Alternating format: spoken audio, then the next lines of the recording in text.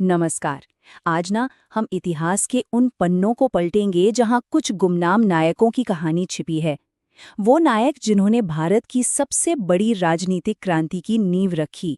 जी हाँ, हम बात करेंगे कांग्रेस से पहले बनी उन संस्थाओं की जिन्होंने असल में आज़ादी की लड़ाई का पूरा नक्शा तैयार किया था। हाँ, 185 की इंडियन नेशनल कांग्रेस के बारे में तो हम सब ने सुना है। लेकिन कभी ये सोचा है कि इतना बड़ा आंदोलन, इतनी बड़ी राजनीतिक पार्टी रातों रात तो खड़ी नहीं हो गई होगी? तो फिर सवाल ये है कि इसका बीज किसने बोया था? आज हम उन्हीं जड़ों की पड़ताल करेंगे। तो चलिए कहानी की शुरुआत करते हैं कलकत्ता से। वो शहर जहां भारत ने पहली बार, आप कह सकते हैं, एक संगठित आवाज में बोलना सीखा। देखते हैं कि वो पहली चिंगारी कैसे और कहां से भड़की। तो सबसे पहले जो मैदान में उतरी वो थी 1836 की बंग भाषा प्रकाशिका सभा। अब नाम सुनकर लगता है कि भाई ये तो सिर्फ भाषा के लिए होगी, लेकिन नहीं, इसका असली मकसद बहुत बड़ा था। ये भाषा को एक हथियार की तरह इस्तेमाल कर रहे थे, अपनी पहचान, अपने अधिकार जताने के लिए। ये समझिए ऑर्गेनाइज्ड पॉलिटिक्स का पहला बेबी स्टेप था। इसके ठीक बाद 1851 में ब्रिटिश इंडियन एसोसिएशन ने इस लड़ाई को एक लेवल और ऊपर पहुंचा दिया। अब मांगे सिर्फ कल्चरल नहीं थी, बल्कि सीधी सीधी पॉलिटिकल थी।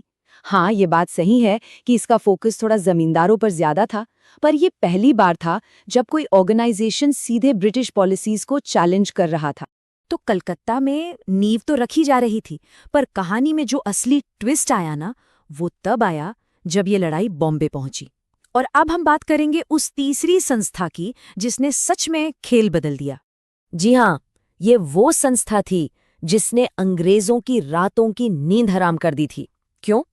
क्योंकि इसने सिर्फ नीतियों पर नहीं, बल्कि पूरे सिस्टम पर ही सवालिया निशान लगा दिया था। साल था 1852 और मैदान में उतरे जगन्नाथ शंकर शेठ और दादा भाई नौरोजी जैसे दिग्गज। इन्होंने बनाई बॉम्बे एसोसिएशन। कागज पर तो इसका काम था लोगों की शिकायतें सरकार तक पहुंचाना, लेकिन असल में इसका इरादा कहीं ज्यादा गहरा और बड़ा था। तो भाई, इन्होंने ऐसा क्या अलग कर दिया? आप पहला पॉइंट ही देखिए, ब्रिटिश शासन द्वारा आर्थिक शोषण की आलोचना। ये एक धमाके जैसा था। सोचिए, पहली बार कोई संस्था ये नहीं कह रही थी कि हमें प्रशासन में हिस्सा दो, वो ये कह रही थी कि तुम हमारी अर्थव्यवस्था को लूट रहे हो। ये ब्रिटिश इकोनॉमिक पॉलिसी की जड़ पर हमला था। और बस यही वो पॉइंट था जिसने सब कुछ बदल दिया। बॉम्बे एसोसिएशन ने ये बात साफ कर दी कि भारत की जो गरीबी है वो कोई एक्सीडेंट नहीं है, बल्कि वो ब्रिटिश नीतियों का सीधा सीधा नतीजा है। अब कॉन्वर्सेशन राइट से हटकर लूट पर आ गई थी, और इसी एक शब्द ने अंग्रेजों को सबसे ज्यादा परेशान कर दिया। तो बॉम्बे एसोसिएशन ने जो चिंगारी लगाई थी वो अब आग बनकर पूरे देश में फैलने वाली थी। चलिए देखते हैं कि ये लड़ाई और कैसे बड़ी हुई और इसकी स्ट्रैटेजी कैसे बदली। फिर 1870 में आई पूना सार्वजनिक सभा।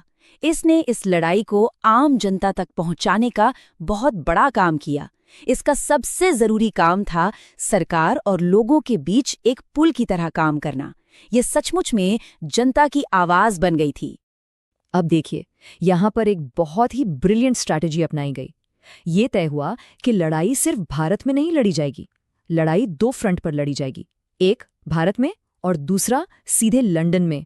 और ये शानदार चाल चली दादा भाई नौरोजी ने 1866 में।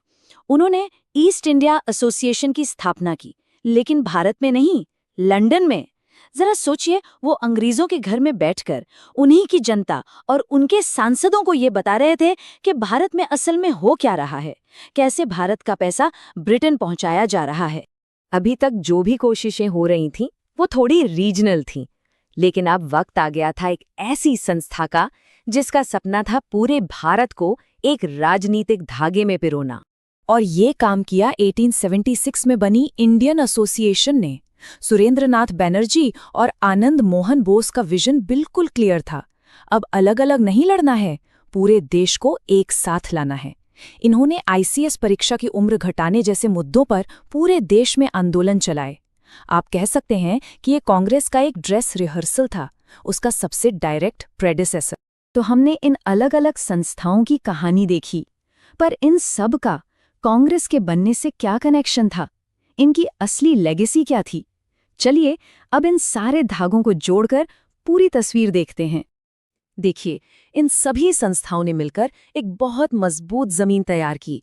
इन्होंने भाषा से लेकर राजनीति तक हर लेवल पर जागरूकता फैलाई, लोगों को ऑर्गेनाइज होकर अपनी बात रखना सिखाया। और फिर आखिरकार इसी नींव पर 1885 में भारतीय राष्ट्रीय कांग्रेस की वो शानदार इमारत खड़ी हुई। तो सबसे जरूरी बात यह है कि इन संस्थाओं को फेल्ड अटेम्प्ट्स की तरह नहीं देखना चाहिए। ये असफलताएं नहीं थीं, ये जरूरी सीढ़ियां थीं। ये वो आर्किटेक्ट्स थे जिन्होंने उस राष्ट्र का ब्लूप्रिंट तैयार किया, जिस पर आज़ादी की लड़ाई लड़ी जानी थी। और मैं आपको बस इसी एक सवाल के साथ छोड़कर जा रहा हूं। जरा सोचिए, अगर ये सारे संगठन, ये सारी ताकतें 10 साल पहले ही एक हो जातीं, तो क्या भारत का इतिहास कुछ और होता? इस पर विचार जरूर कीजिएगा।